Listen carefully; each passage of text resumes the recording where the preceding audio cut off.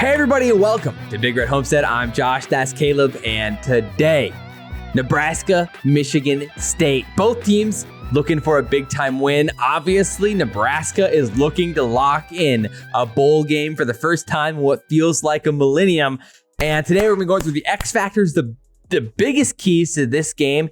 And there's going to be a lot to talk about, obviously, on both sides of the ball. So it's going to be a fun one. Caleb, how you doing? Josh, I'm doing great. Happy Halloween to everyone. Oh, yeah. I'm excited to see our scary defense this coming Saturday. That is the kind of spooky season I am wishing for.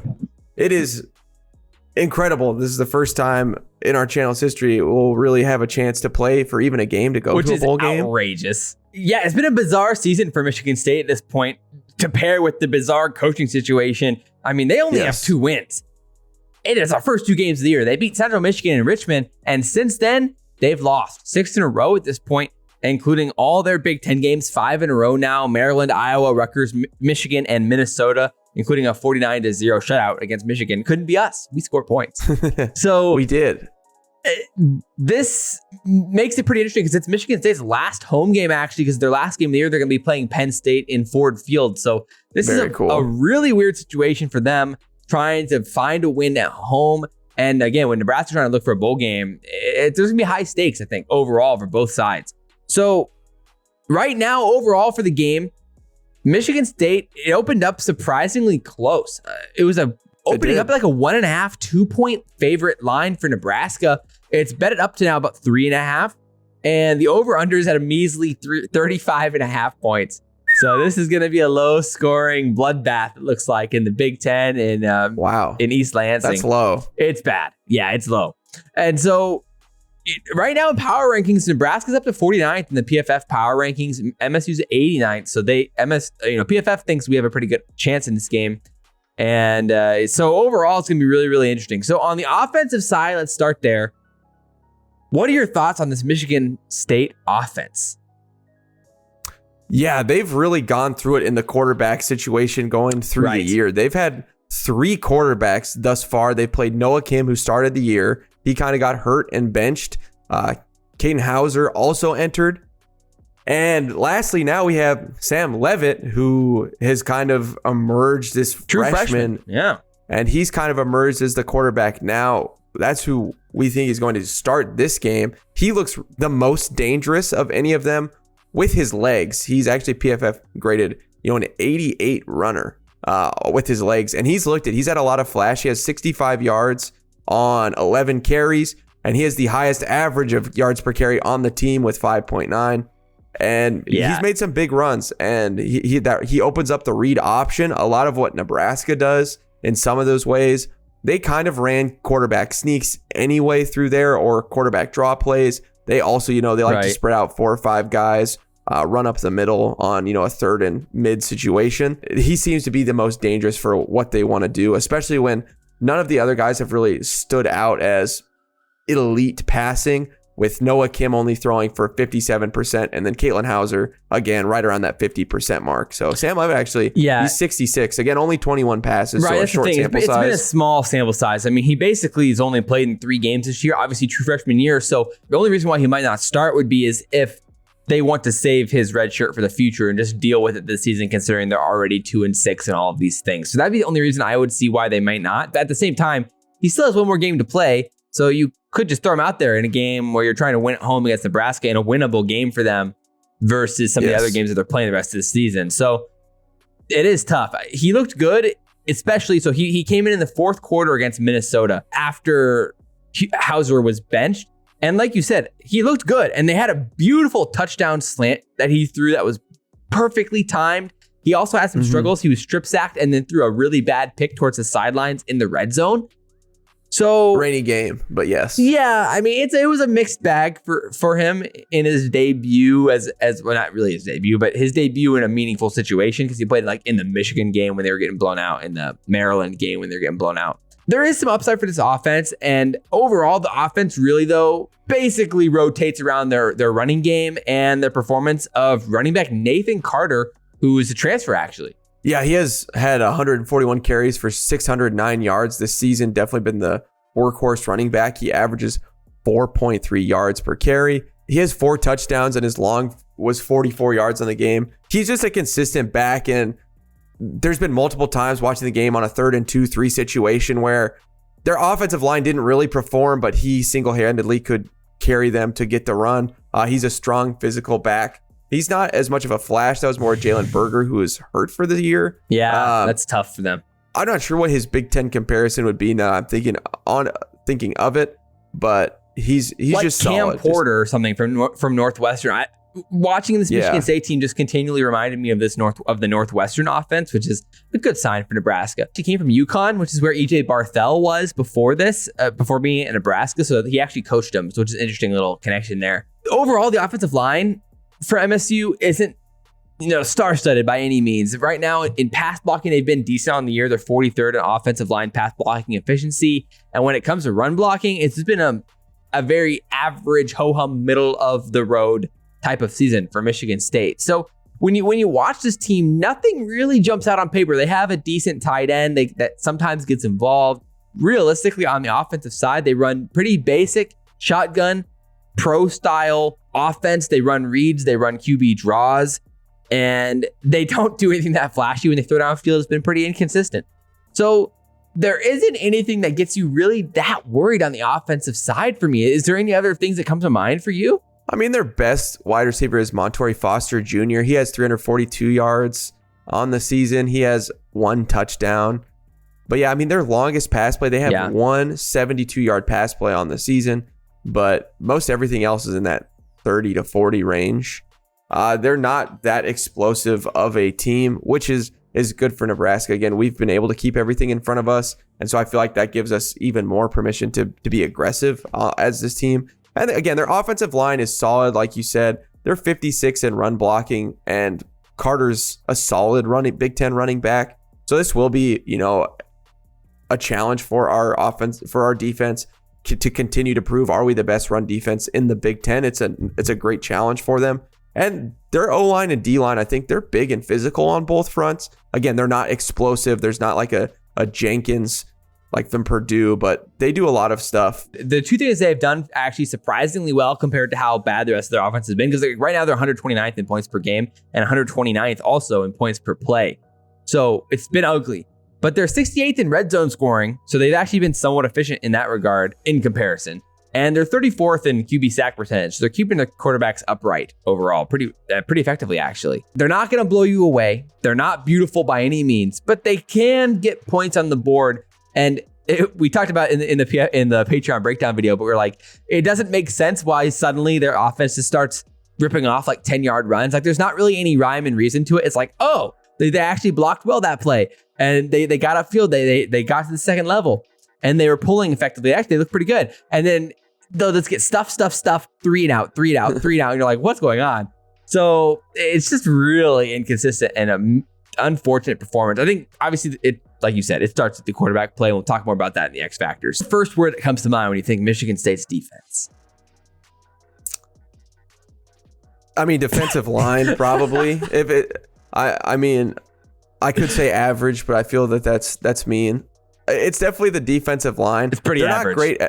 It is. They're 101st in sack percentage, which is exciting. They like to put 5 guys on the line, trying to mask some stuff. The good news is they're 73rd in opponents' yards per play. But they're a little bit more effective on the run game. The Northwestern comparison seems very fair. Again, nobody is jumping off the page of, oh my goodness, this is every time you watch them play in any of their other games. The opponents were the ones jumping off the page. Yes. Yeah. Benungai or Wimsat looked much better than any of their defensive players. Anyone besides anyone on Michigan State. Yeah, like I was kind of teeing you up though, because the word that came to mind for me was them is just size or physicality, because that comes through on the defensive line. There was a few moments in the Minnesota game, I would say another word would be blitzes, because those kind of the 3 words that come to mind. Yeah. But there's a few moments in both, like the Minnesota game and the Rutgers game, where you saw them get through quick. The quarterbacks got the ball out efficiently, and that's going to be something that we're going to talk about in the X factors. But they were winning their battles up front, and they can do a good job of containing and keeping the game in front of them. So I think a theme we've seen in the Nebraska media is a bend, don't break narrative, which is pretty true, I think, overall for this defense. But realistically, they're just solid. and especially in the running game. Right now, they're 40th in opponents' yards per rush, and they've been good in the red zone. And we talked about this again in the Patreon video, but it was like, yeah, like in the red zone, they look like they constrict the offenses really well, actually, and they just basically force you to make a play towards the sidelines. We saw a few conversions of some beautiful touchdown passes that they got converted on against. One from Wimsatt towards the corner that was absolutely gorgeous. Yes, that fade route, that was nasty. Yeah, so they do make it tough on you in the red zone. I mean, that's going to be something we're going to talk about for sure moving forward. You know, they have some guys in the secondary as well. As a unit on the whole on the defense, yes, they do a lot of complex things on the blitzes. But I also think some guys like Angelo Gross, he has 5 passes deflected on the year. He has 2 interceptions. They have 7 picks on the season. They are opportunistic, and I've been impressed when a ball gets tipped in the air. They have their defense. They're finding their secondary has, they have very active hands and have converted a lot when the ball does not hit the ground. They're really good with tip drills, and that's shown in the film. They have 18 sacks as a team, and nobody has over 2 sacks. But I think that just goes to show that, again, it's more of a team defense, and it's more of the part, the sum greater than the parts.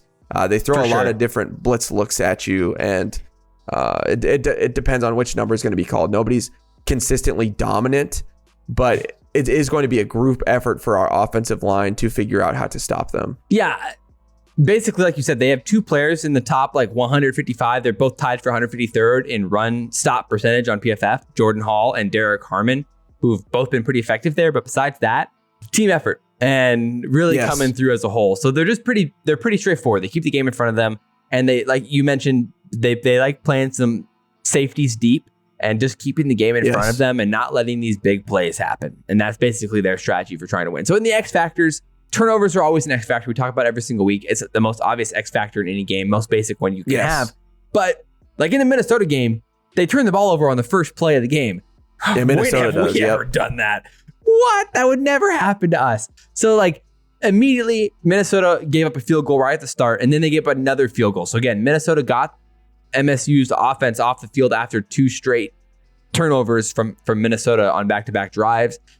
Dropping the ball off in the red zone. Yeah, immediately you're giving them points early. And so I think that's how, if you're Michigan State, that's how you're going to try to win this game. And that's the opportunity that they're going to have, is because we give the ball up. And we like coughing it up.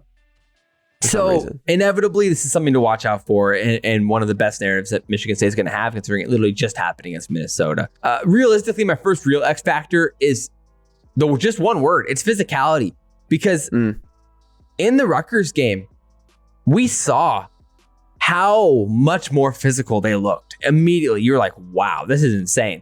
In a comeback win, because of the physicality, because of the running game, because of the offensive line play. And overall, I think that's just going to be where Nebraska has to thrive in a game like this, considering we know how physical we can be, especially on the defensive side. Yeah, 100%. They have been, it felt like each team, both Minnesota and Rutgers, were more the aggressor wanting to win the game. And Rutgers it cost them penalties at times. Especially in the secondary, but they continued that physicality, and that's something that we've loved to see, especially, on both sides of the ball. Emmett Johnson, he runs with an aggression. Anthony Grant, Heinrich Harburg, they run with an aggression. They want to be the enforcers.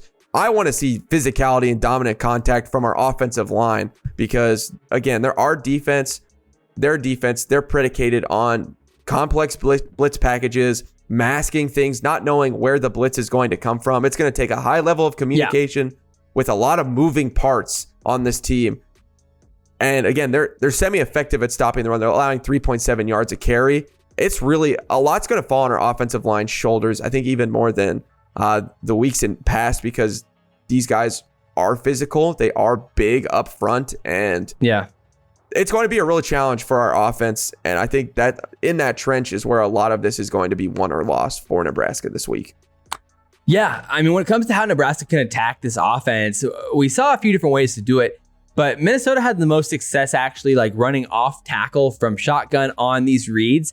And we saw read option was killing him. Jordan Lubin had 100-something yards. He had a lot of yards in that game. I don't really see any reason. Minnesota's O-line played fantastic. So that is an X factor. Jordan Newman had 40 carries for 204 yards and 2 touchdowns in that game, which is outrageous.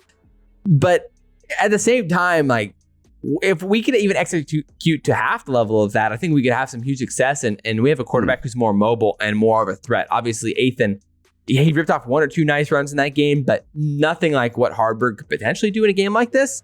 And so I think if we can just execute read options well, we should have success running towards the edges in this game. And we have more speed. So I would really like to see us utilize, and we've seen the Jalen Lloyd end arounds and sweeps. So I'm looking for more of that in this game. And we saw this defense struggle on some play actions in those games too. And so we haven't ran much actual play action, like from the eye or from under center. But I would love to see it mixed in a little bit more in this game and see what we can do. Obviously, the triple option will probably come to play as well. But there's an opportunity there for play action in this game over the top. Yeah, I agree. I also think, again, a lot of these safeties, they really love to sink on this. They like to try and jump stuff. So that middle of the field is definitely where we can live. And I think that, Coleman, that's going to be big for us. His big size. Same with Fedoni. I think that we can really eat on a lot of these intermediate passing routes because they do give up the middle of the field quite a bit, again, to not allow big touchdown plays. One more thing I do want to say is Jonathan Kim, their kicker, is very good. He's made 2 50-yard plus field goals. He's 9-12 on the season. He's a 58-yarder, and that's a big X factor. If we're turning the ball over in our own territory, he can make it from a long distance. So I do think that is a big X factor. True. Like they're more likely to convert on points for sure. 100%. Yes. So yeah, okay. With that said, let's get into predictions. I mean, give me the narrative here. Like, what could go right? What could go wrong? Spell it out for me. Again, we've consistently seen that our team has coughed the ball up at some point in opportune spots, and our defense has been able to hold, obviously, the blocked field goal last week. I think that we've shown that we've been able to win even with the turnovers. The one concern for me is their defensive line and our youth on the offensive line. With all of our injuries we've still had, our O-line at times looked okay on pass protection, but the run game has a lot yet to be desired. I do think, though, that Nebraska can still come away with the win. I think our defense will be able to dominate with the physical contact. I think that we're going to love the challenge of a good running team again.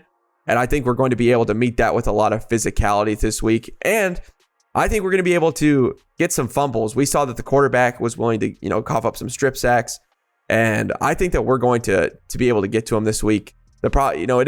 I do think that at a couple points he will burn us with his legs, so he's looked pretty impressive. I think this is a closer game than these last couple weeks. I think that they just have a little bit more juice, and I still think that we're ailing from injuries. I think it's a close game. I think this is 24-20. It's also, again, it's their senior day. I think 24-20 Nebraska. Yeah, I was surprised by how we were talking about it before, how worried you seem to be considering your confidence over the last 2 weeks, considering like I picked against Nebraska last week, where I feel more confident this week. Because, again, for me last week was kind of the prove it game. It was all right, this team matches up well against us. They can throw downfield. Like, let's see how good his defense actually is. Can we overcome the adversity of the offensive line? There were so many variables with this new offensive line, starting more freshmen at wide receiver. How many mistakes are we going to make? How's the defense going to react? And we played incredible. Obviously, it was at home. This is on the road. But, I mean, Michigan State's a worse team, without a doubt.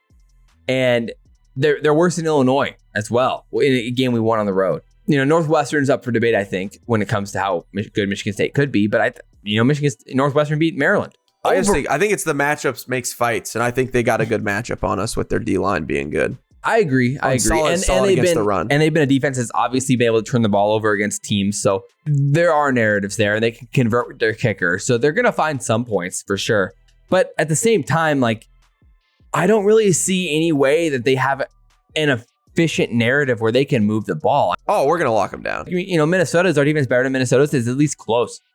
And they could not move the ball against Minnesota. My philosophy always is if the evidence is showing a trend, the trend should continue until proven otherwise. And this defense that's true. Continues to prove it. And so until it's proven otherwise, I think we're going to dominate. I mean, like I said, the theory in the breakdown video was the only two teams that have moved the ball against us were teams who had an athletic quarterback and extremely talented players on the perimeter, which, Michigan State has a true freshman starting. He has legs, but he's a true freshman, and they don't have the athletes that Michigan or even Colorado had. So realistically, for me, the only way we lose this game is if we give up some outrageous amount of turnovers, like 4 or 5, like 4 turnovers, and they have like a fumble return for a touchdown. Literally, those things happen though against Purdue, a better team. Yes, and we still won. So, in my opinion, unless there's an utter collapse here, the offensive line gets absolutely destroyed in this game, which, at least is possible. It's in the cards. I think they're going to convert some field goals, but I think we're going to be able to find ways to run the ball and get to the edges and actually move the ball a little bit better than previous weeks. And on the defensive side, I think we're going to dominate. I was going between a few different weird numbers here, but I'm going to go 24-13. They probably find 2 field goals. They maybe get 1 touchdown, but we feel pretty confident, and I think we're going to find ways to make this thing happen. So overall, go Big Red. I feel confident, which is always where you get worried on the road. You never know. Yes. But I think this team's turned the page. We might be bowling, folks. We might be bowling. So drop your comments down below. We want to hear what you guys have to say. And it's going to be a wild one. Obviously, check out the Patreon and check out the HOMESTEAD Store. Link is down in the description. We appreciate you guys for hanging out with us. But as always, guys, I'm Josh. That's Caleb. We're going to be hyped next week if we're bowling. But as always, this has been Big Red Homestead. And guys, we'll see you next time. Go Big Red, Go baby. Big Red.